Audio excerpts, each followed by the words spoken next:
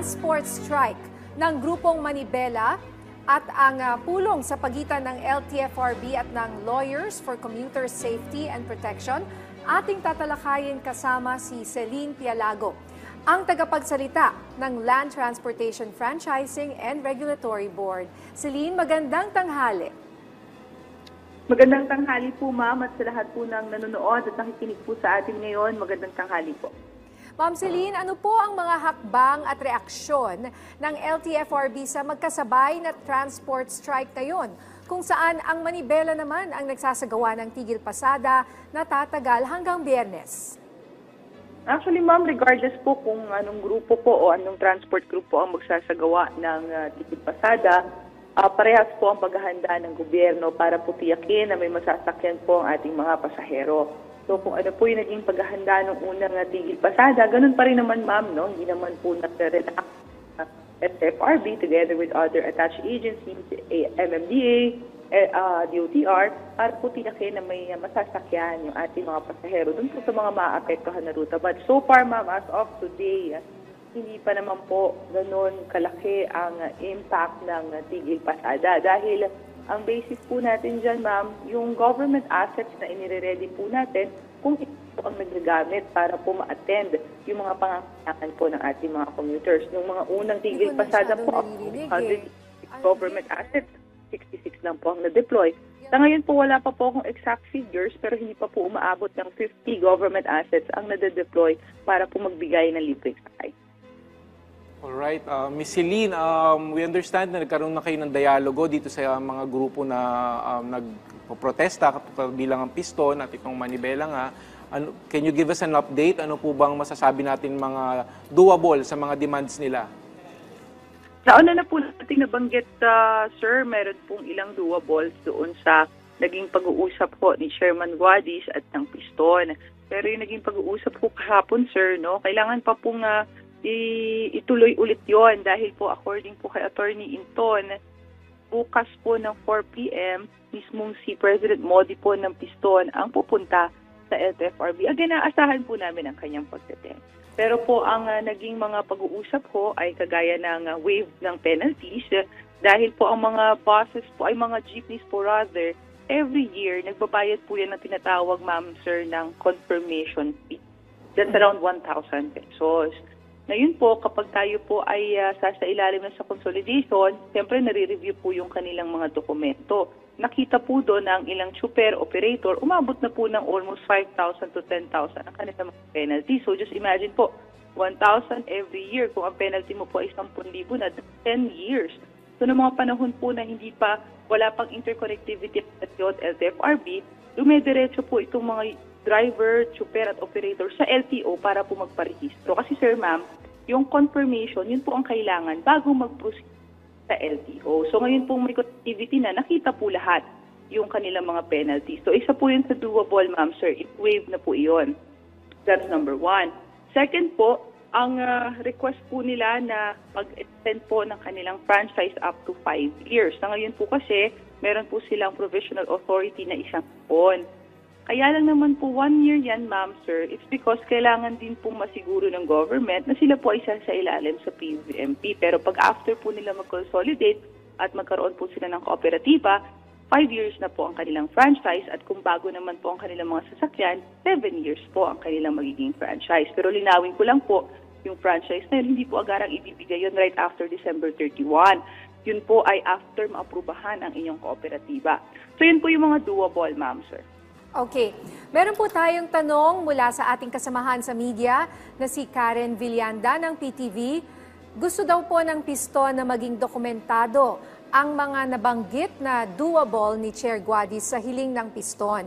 Ano na po ang mga susunod na proseso pagkatapos po mag-usap kahapon?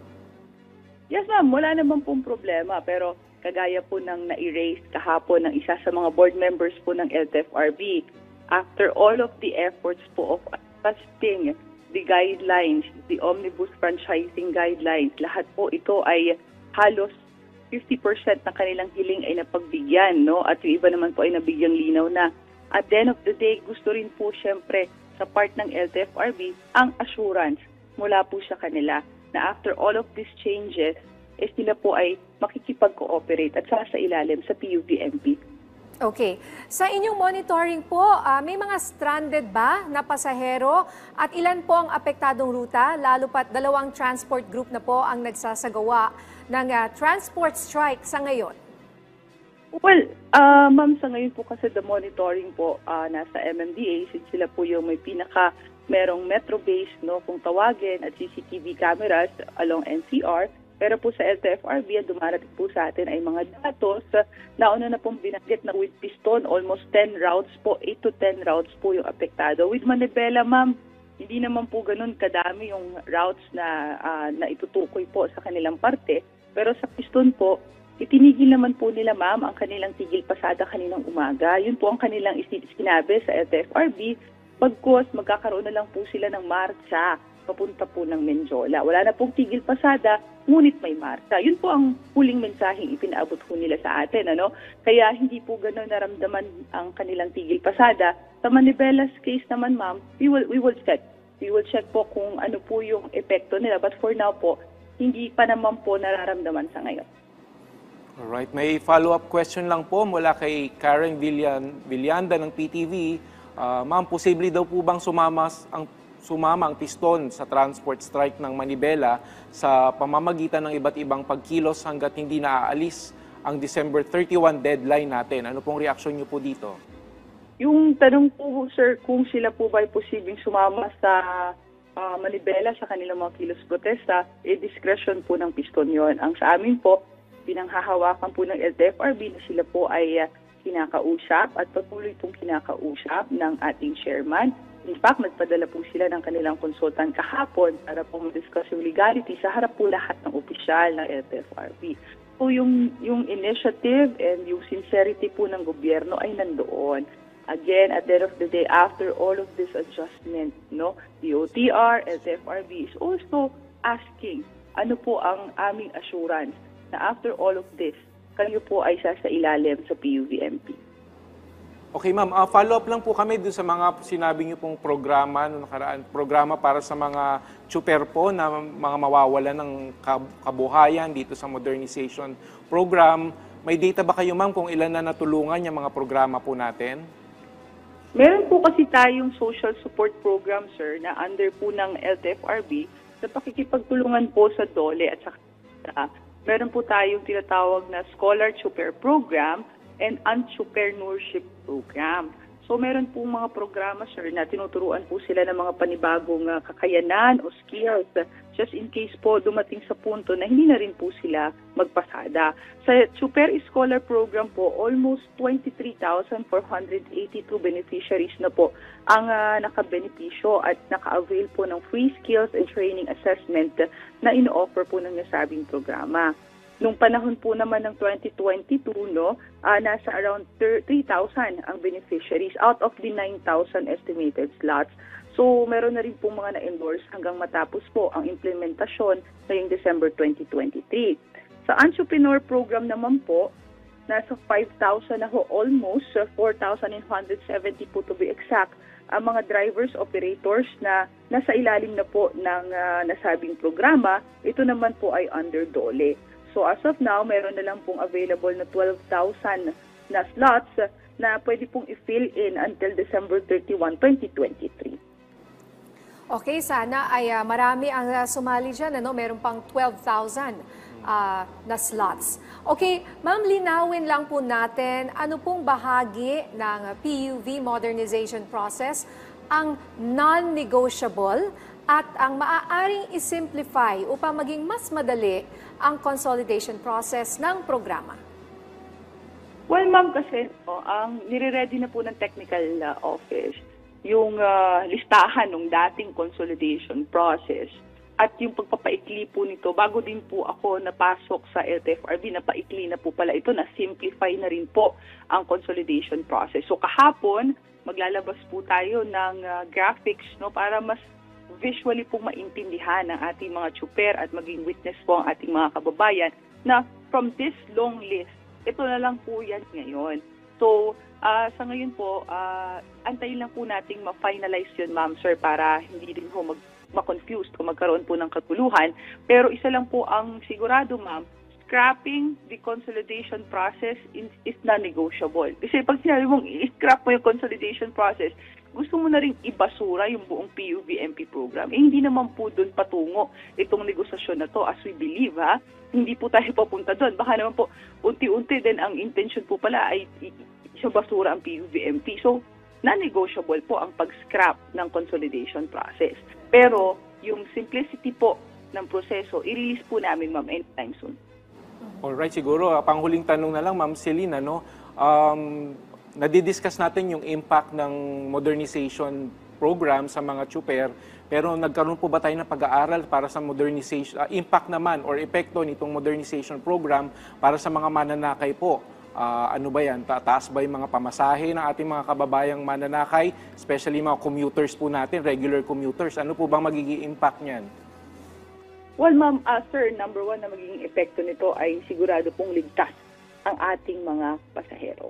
Regarding naman po sa fare increase, alam niyo naman pong LTFRB is taking it seriously at dumadaan po ito sa board, no? At masusing pag-aaral. Updated naman pong ating mga kababayan sa pagtaas ng pasahe o kung bababa man po ito.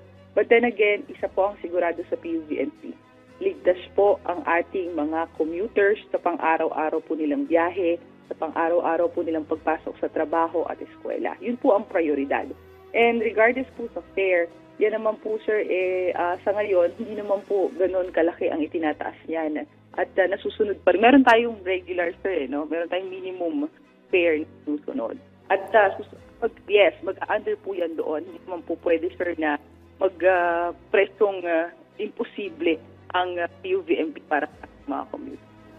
Alright, mensahe nyo na lang po sa lahat ng mga chuper at operators na nakatutok po ngayon sa ating programa.